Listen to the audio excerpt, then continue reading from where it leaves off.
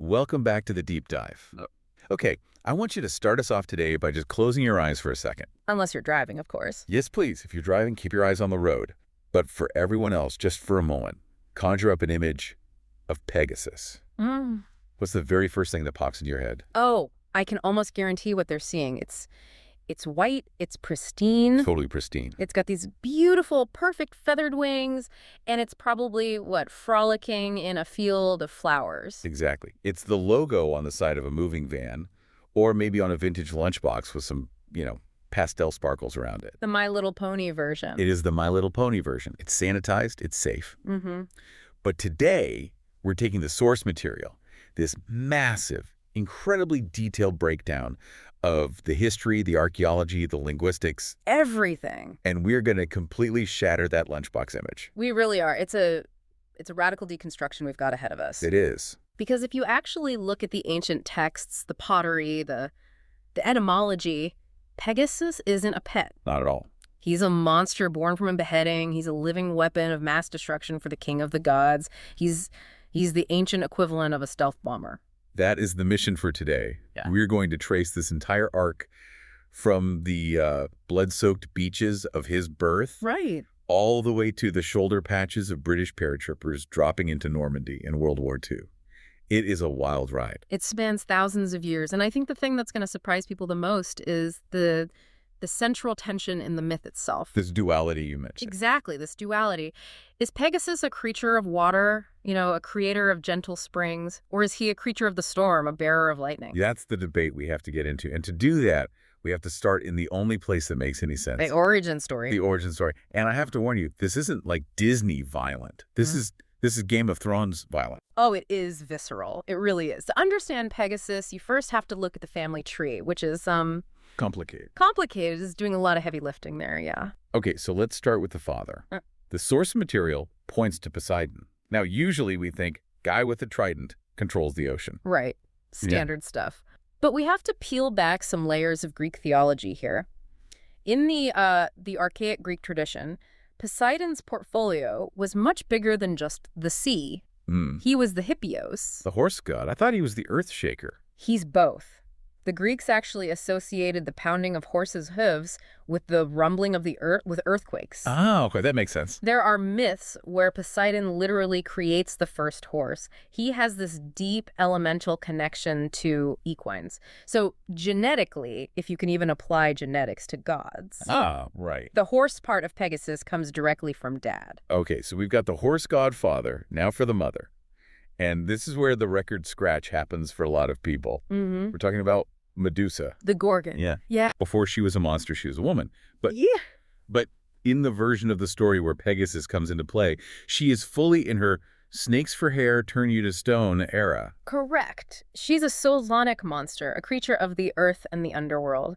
And the mechanics of this birth they're unique in mythology. How so? Well, usually, even with monsters, there's a gestation or an egg or some kind of labor. Not here. No. The sources are very, very specific. Pegasus was foaled at the exact moment of Medusa's death.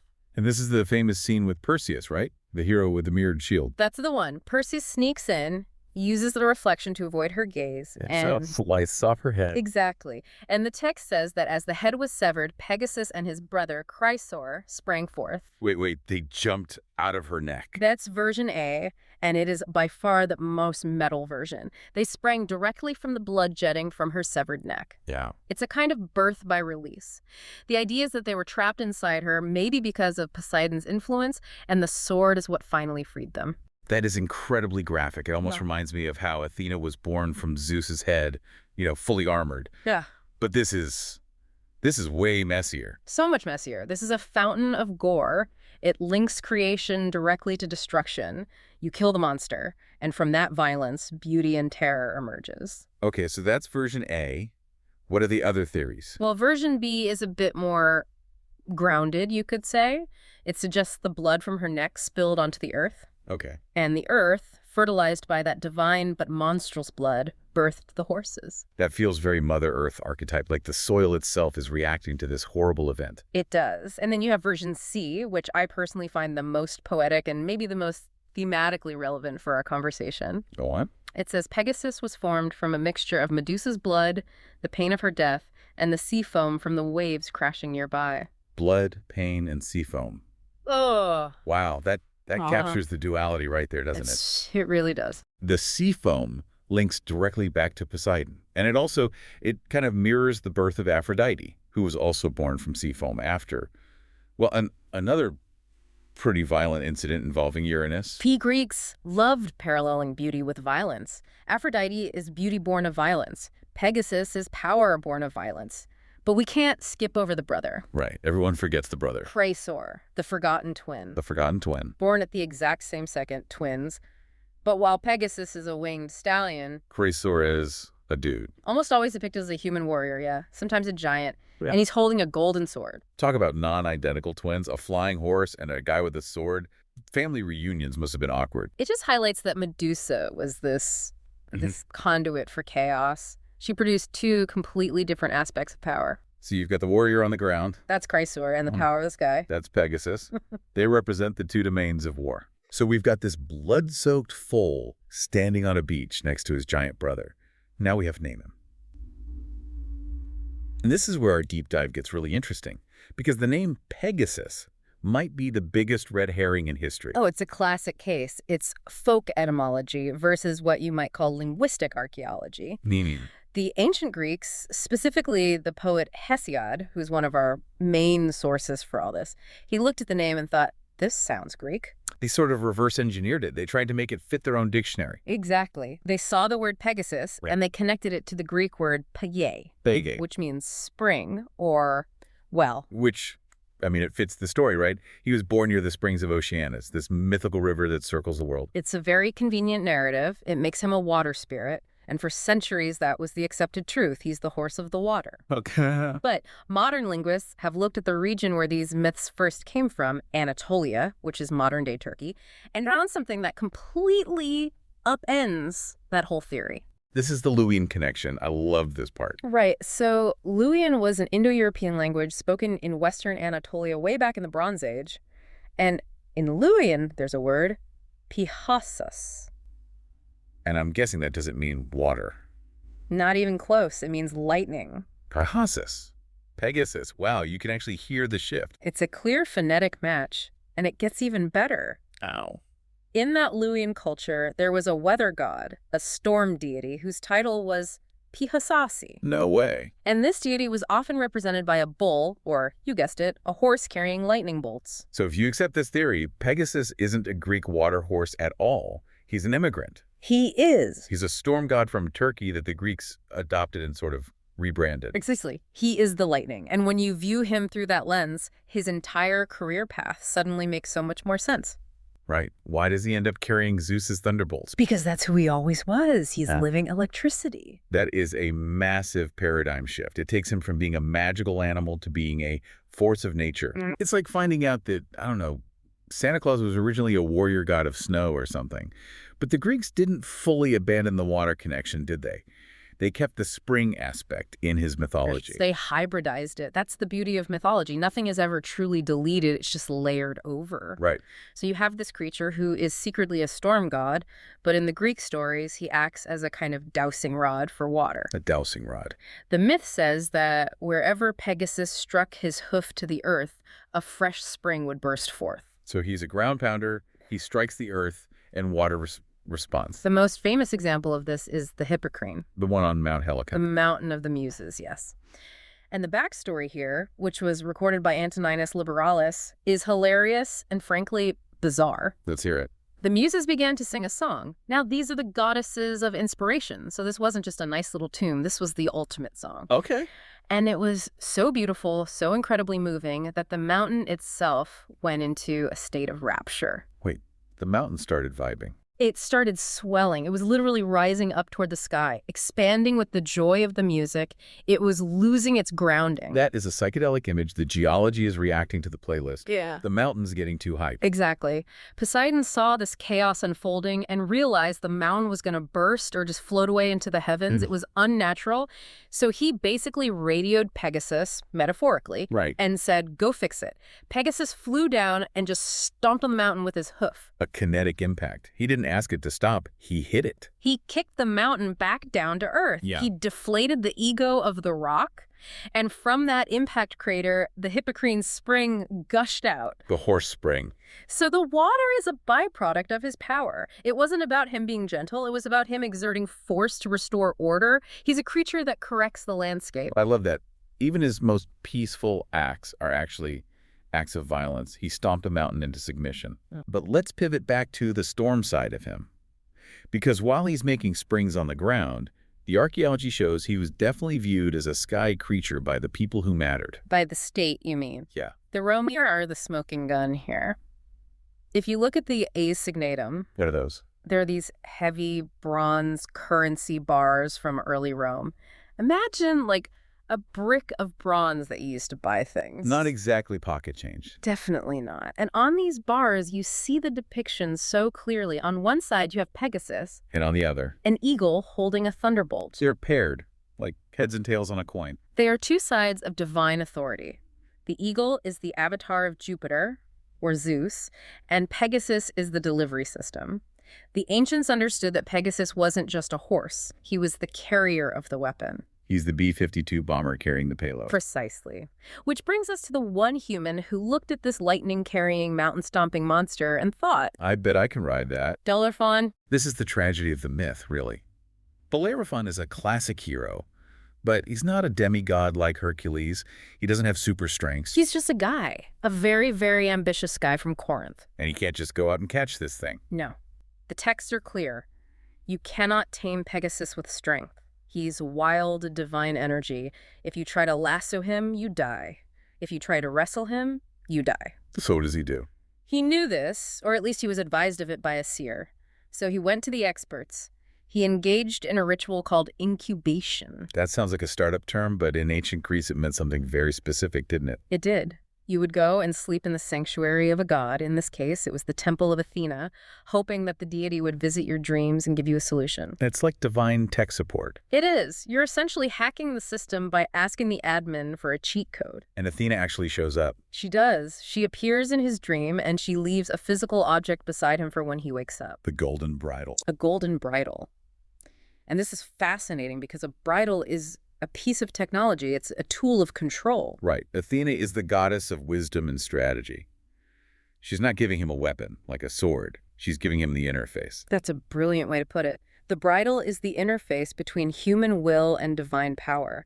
Without it, the connection is impossible. So he takes the bridle. He takes this golden bridle, finds Pegasus drinking at the Pierian spring, and just slips it on. And the text says, Pegasus yielded immediately. The wildness was tamed by the technology of the gods. So now he has the ultimate war machine. And he doesn't use it to, deliver mail. He goes hunting. He goes after the chimera. The chimera. Let's describe this thing, because chimera is another one of those words that's kind of lost its punch. We think of it as just a mix of things. But the original beast was a nightmare. A total biological abomination. It had a lion's head, a goat's body protruding from its back. In the middle of its back, yeah. And a venomous snake for a tail. So it's biting you from the front and the back at the same time. And the key feature, it breathed fire. It was a walking flamethrower. So if you're a guy with a sword on the ground, you're dead. You can't get close. You're toast, literally. The range of the fire breath is longer than your spear. Exactly. And this is where Pegasus changes the nature of warfare in the myth. Bellerophon realizes he has a three-dimensional advantage. He takes to the sky. Air superiority. He invents the airstrike. It is the first recorded instance of close air support in mythology. And the pottery, specifically these Laconian Kylix cups, they show Bellerophon hovering directly above the chimera. Smart. He stays out of the range of the fire breath and just rains down arrows or spear thrusts from above. It's a drone strike. Yeah. He's using the horse to completely negate the enemy's primary advantage. He's hacking combat. And it works. He kills the unkillable beast because he changed the battlefield. He won because of Pegasus. But here's the problem. When you ride the lightning, eventually it goes to your head. Bellerophon starts believing his own press clippings. Hubris. The classic Greek flaw. Bellerophon decides that because he can do what gods do, kill monsters, fly through the sky, he must be a god. Or at least he deserves to live with them. So he tries to fly Pegasus to Mount Olympus. He tries to crash the VIP lounge of the universe. He literally flies up and tries to knock on the front door, and Zeus is not having it. The gods are very protective of their boundaries. So what happens? The myth says Zeus sent a gadfly, a tiny stinging insect, to bite Pegasus. That's such a petty move by Zeus. He could have thrown a thunderbolt, but he used a fly. It's efficient. And it's so ironic. The great beast that killed the Chimera is undone by a tiny little bug. So the fly bites the horse. Pegasus bucks in surprise, and Bellerophon he loses his grip. And this is the crucial moment of separation. Bellerophon falls. He tumbles thousands of feet, crashing into a thorn bush, ending up blinded and crippled, wandering the earth alone. It's a miserable end for him. But Pegasus doesn't fall. The horse keeps going. He sheds the rider. The human weight, the human ego, that was the problem. Once Bellerophon is gone, Pegasus continues his ascent. He flies right into the gates of Olympus. He got the promotion. He absolutely did. He was welcomed into the stalls of Zeus, and this is where he steps into his true role, the role that matches that old Luwian name, Pegasus. He becomes the bearer of the thunderbolt. I want to picture this. He's not just like grazing in a field. He's on call. He's in the armory. He is on duty. The sources say he worked alongside two other entities, Astrepe and Bronte. Lightning and thunder? They were goddesses, the personifications of the storm. So you have the flash, which is Astrath, the sound, which is Bronte, and the carrier, which is Pegasus. It's a tactical team. It was. Whenever Zeus wanted to smite someone, Pegasus was the delivery vehicle. He carried the missiles. It's just incredible consistency. From the blood of the Gorgon, to the storm god of Anatolia, to the arsenal of Zeus, he is always associated with this terrifying, powerful energy. He is never just a horse. And for this service. Because he was faithful. Because he didn't have the ego of Bellerophon. He was rewarded. He was given a catasterism. Define that for us. It's the process of becoming a star, of turning into a constellation. Zeus placed him in the night sky. And there's a beautiful, almost cinematic detail in the text about this moment. Yes. It's said that as Pegasus ascended to the stars, a single feather fell from his wing. Just one. It drifted down through the atmosphere and landed near the city of Tarsus. It's such a melancholy image. The beast is gone, but a piece of him remains on Earth. And Tarsus was a major city in Cilicia, again, linking right back to that Anatolian region. It ties the myth geographically back to its roots. And it comes full circle. It does. In the Indo-European tradition, the rising of the Pegasus constellation was the sign of spring. So the storm brings the rain brings the spring. So that's the ancient history. And if the story just ended there, it would be a top-tier myth. But it doesn't end. Not at all. This symbol, this lightning horse, it goes dormant for a while, survives the Dark Ages, and then pops up in the most unexpected place. The British Army. It's one of the most successful brand revivals in history. We're fast-forwarding to 1941. Britain is in the thick of World War II. Right. The Nazis have conquered Europe, technology is changing everything, and the British realize they need a new kind of soldier. They can't just march across France anymore. They need airborne troops, paratroopers, men who could jump out of planes behind enemy lines.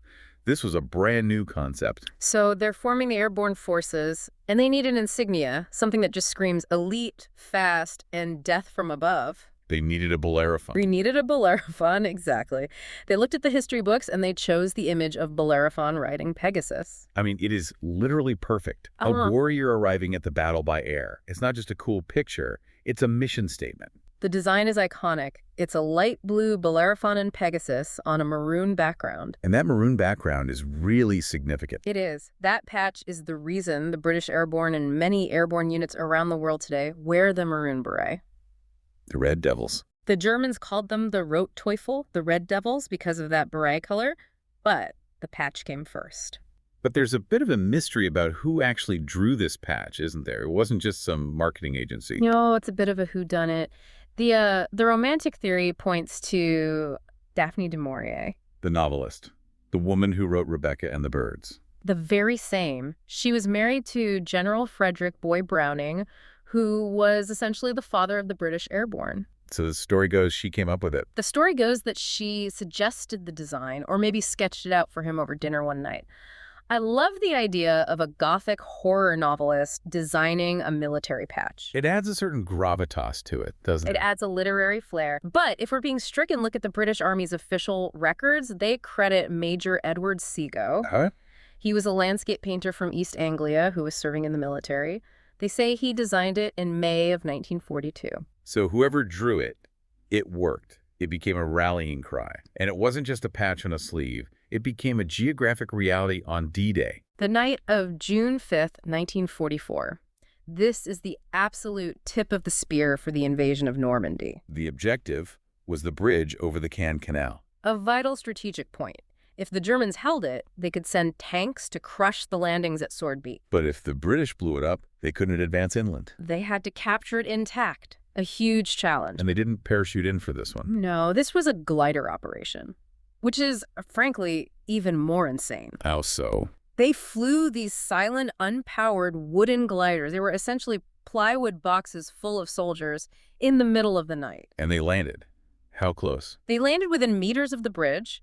The pilot, Staff Sergeant Walwork, basically put the glider's nose right into the barbed wire defenses. It was a crash landing assault. That's the 6th Airborne Division. They stormed the bridge, overwhelmed the German garrison in about 10 minutes, and held it against counterattacks until reinforcements arrived from the beaches. An absolutely textbook operation. It was, and in honor of that unit and the patch they all wore. The French renamed the bridge. It's still known today as Pegasus Bridge. There's a museum there. It's a pilgrimage site for military historians. That just gives me chills. You have this creature born from the blood of a Gorgon in 700 BC. And 2,500 years later, there's a bridge in France named after him because a bunch of guys in maroon berets dropped from the sky to fight fascism. It just shows the enduring power of the archetype. The symbol didn't change its meaning. The technology just finally caught up to the myth. That's a great way to put it. Bellerophon needed a magical horse to attack from the air. The British needed gliders and C-47 transport planes. But the spirit of it, the vertical envelopment, it's identical. And it's not just the military. Once you start looking for Pegasus, you see him everywhere. He has just infiltrated our culture. He really has. He's a favorite of the corporate world. If you drove around in the mid-20th century, you saw the red Pegasus of Mobil Oil everywhere. A flying red horse on every corner. It represented power, speed, engine performance, that internal combustion energy. They were basically saying, put this gas in your car and your car will fly. And movies, too. If you grew up in the 90s, the TriStar Pictures logo. Oh, yeah. The white horse running across the screen, wings unfolding right at the end. It captures the magic of cinema, the idea that imagination can take flight. Even entire regions have adopted him. Tuscany in Italy. Yes. If you look at the flag of Tuscany, it's a silver Pegasus on a white or sometimes red field. What's the connection there? Is it Etruscan or...? It actually traces back to the Renaissance. The artist Benvenuto Cellini made a famous medal in 1537 depicting Pegasus. But the modern usage comes from World War II again. Really? The Tuscan Committee of National Liberation, the local resistance against the Nazis, they adopted the Pegasus as their symbol of freedom. So again, it becomes a symbol of fighting back, of resistance, rising above. It resonated with that idea of rising above the occupation. We even sent him to space. We did. The Ecuadorian Space Agency launched a satellite named Pegaso in 2013. It was their very first satellite. How did that go? Did it reach Olympus? Well, it had a bit of a Bellerophon moment, unfortunately. It made it to orbit. It was broadcasting the Ecuadorian anthem, and then it was struck by debris from an old Russian rocket body. Space chunk. The gadfly of orbit. Essentially. It spun out of control and went silent. A story of high-tech hubris meeting a high-velocity reality.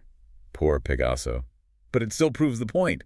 We look at that winged horse and we see the future. We see the beyond. We see something that can take us higher than we're supposed to go. We do. Absolutely. So we've unpacked all these layers. We've gone from Medusa's neck to the stars, from ancient springs to Normandy gliders. What's the big takeaway here? When the listener sees that winged horse next time, what should they be thinking? I think they have to remember the duality. It's so easy to just see the spring, the pretty poetic horse. Like the lunchbox version. But the history, the linguistics, the warfare, it all tells us he is fire, he is Pegasus, he is the lightning. He is power. He's raw, kinetic energy. He can be beautiful, yes, but he's also dangerous. He serves the king of the gods. He carries the weapons. He stomps mountains. And he carries paratroopers. Exactly. He's the symbol of capability, the ability to go where others cannot, and to strike with incredible power when you get there. It definitely changes the vibe of that lunchbox. Significantly. I want to leave you with a challenge. After this, I want you to look up 2 images. First, Google A's Signetum Pegasus. Look at that clunky, heavy bronze bar from ancient Rome. Look at the muscle on that horse. And then look up Pegasus Bridge, 1944. Look at the wrecked gliders and connect those 2 dots in your mind. See that straight line of history connecting them. It's a powerful visual exercise. Thanks for diving deep with us today. We'll see you in the next one. Stay curious.